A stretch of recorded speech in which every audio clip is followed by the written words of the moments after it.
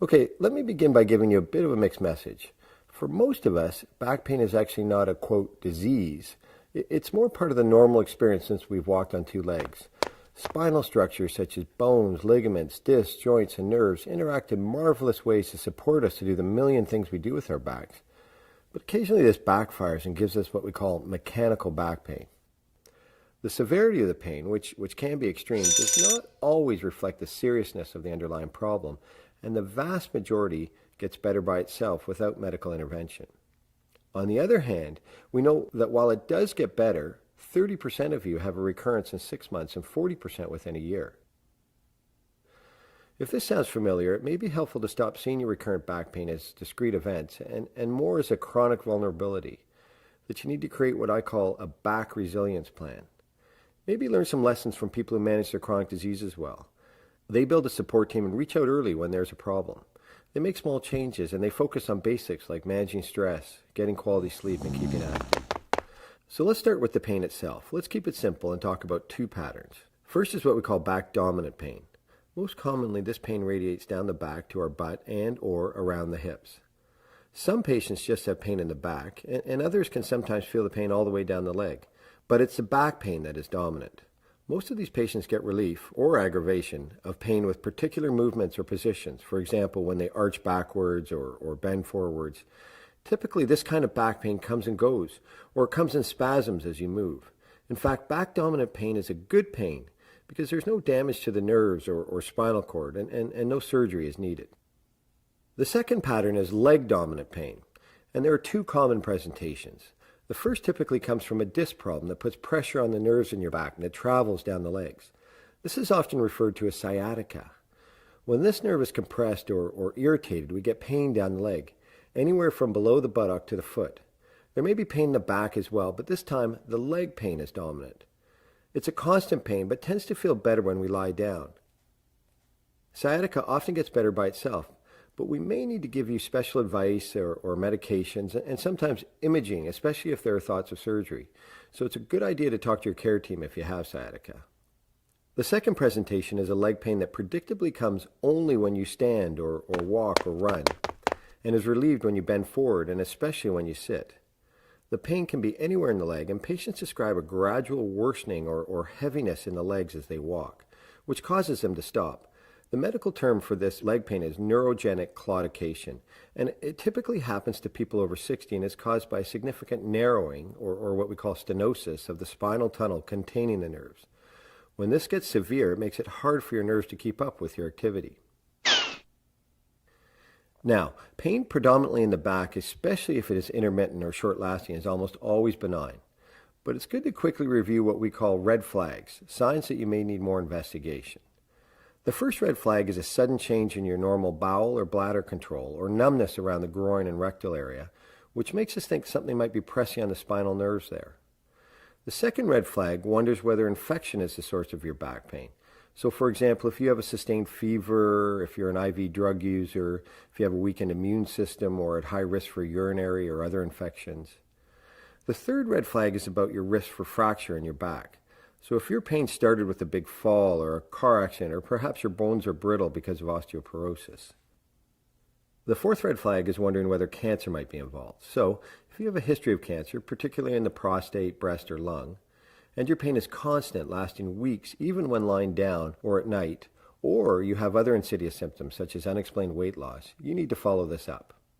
And finally, there's back pain that comes from diseases that cause lots of inflammation, such as ankylosing spondylitis. Now, this is rare, but when we look at people with chronic back pain, it can be seen in as many as 1 in 20. It tends to start when people are younger, say ages 15 to 35. They have night pain and lots of morning stiffness lasting over an hour, but this gets better with movement.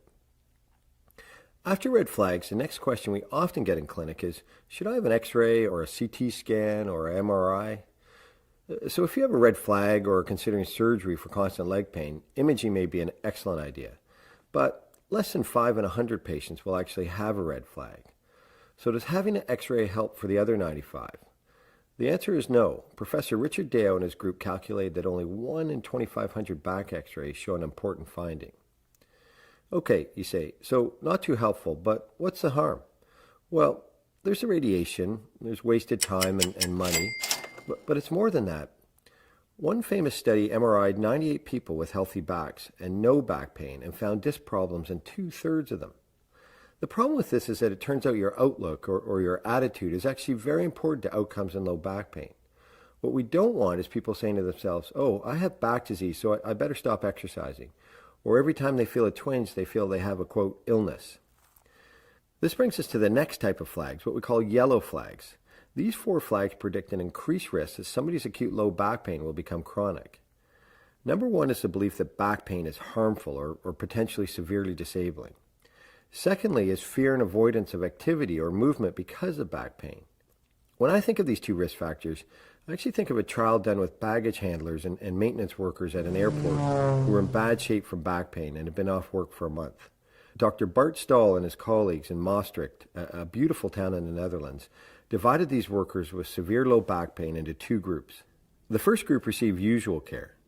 The second group received the same, but were also slowly exposed to more and more activity and exercise, and were conditioned to understand that they could function normally despite the presence of some back pain with their activity. In other words, the investigators helped them overcome yellow flag number 1, the belief that all back pain is harmful, and that opened the door to overcome yellow flag number 2, reducing avoidance of activity. It was mind over matter. If the worker didn't mind some pain, the back pain actually didn't matter. The third yellow flag was a tendency towards low mood and isolation, which is so true of all chronic diseases. And the fourth yellow flag was a strong expectation that passive rather than active treatments will help, believing you just need to sit there and have therapists work on you rather than owning the fact that it's not just the therapists that need to do the work, you do too. So now you know what to watch for. Let's end with what works for back pain. Let's start with movement. Until the late 1990s, advice to rest was a common treatment approach for low back pain. The exact nature of the rest varied, but often it meant staying in bed full time. What we know now is that this actually makes people worse. Sometimes people with back pain do have to rest, so for example with more severe sciatica, but people who don't move at all do worse. Motion is lotion, and over-the-counter medications can really help, and I think one of the key ways these work is to reduce pain so that you can keep moving. Other things that have demonstrated effectiveness for pain relief include spinal manipulation, typically by a chiropractor or an osteopath, massage, and even acupuncture. These therapies combined with exercise can be considered active therapies and are often done by your local physiotherapist. Some exercise strategies may be effective once your pain is reduced, like Pilates or yoga, to improve your core or trunk strength, but the benefits are hard to prove in research trials. Treatments like spinal manipulation or acupuncture should not be done indefinitely. Most of the trials maxed out at 8 to 10 sessions and often less. If they don't work for you initially, more treatments will unlikely benefit. Two other approaches that have been proven to work, especially for more chronic back pain, are cognitive behavioral therapy, changing the way you think and therefore behave around low back pain, and being taken care of by what we call a multidisciplinary team, a team with different skill sets. We see this often in medicine. Complex problems seem to rarely find their solution in one place.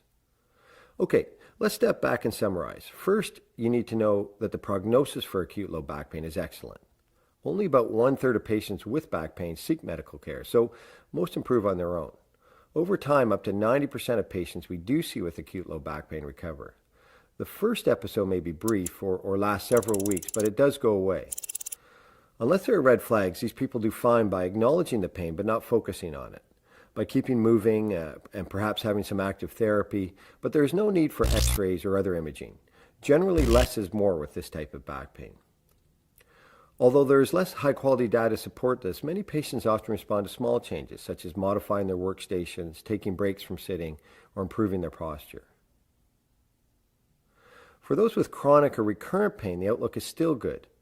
Primary care samples suggest that 1/3 of patients are substantially improved after just a few weeks, and 2/3 after a few months. But with recurrent or chronic back pain, we both need to work a little harder to get you better. As I mentioned earlier, seeing this vulnerability and developing a resilience plan for your back that might include yoga or Pilates or specific exercises that fit with your back pain pattern.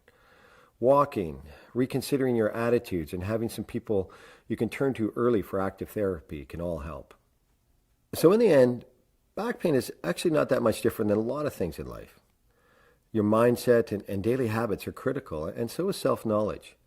Trying a few of the treatments we've discussed, knowing what works for you, knowing red flags and when you need to seek care, and finally understanding that movement is medicine. Thanks, and take care.